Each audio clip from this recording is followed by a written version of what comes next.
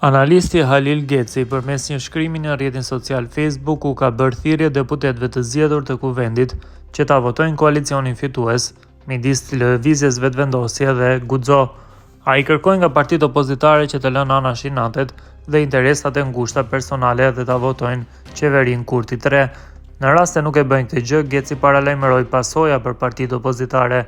O ju deputetë zgjedhur të popullit, kushdo nga deputetët e zgjedhur që e votojnë qeverinë Kurti 3, përjetësisht do të jetë i nderuar dhe në syrin e qytetarëve do të ruhet me respekt dhe kujtim të përjetshëm.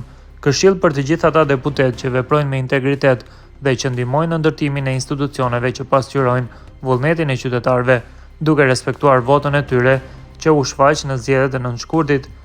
Në ato zgjedhje, kualifikimi i VV-s dhe lista Guxo fitoi bindshëm mbi të gjitha partitë opozitare, lëri në minjan inatet dhe interesat e ngushta personale dhe partijake dhe ndihmon e fituesin që ta ndërtojë qeverinë, se Kosova është mbi të gjitha. Mos u bëni krah interesave serbe, se përndryshe do të përballeni me pasoja të rënda. Ruajuni dhe mos gaboni që të përsëriten zgjedhjet e jashtëzakonshme, mos përsëritni gabimin e rrëzimit të kabinetit Kurti 1, sepse do t'ju godas kabineti Kurti 3, ma keq se që ju pat goditur Kurti 1.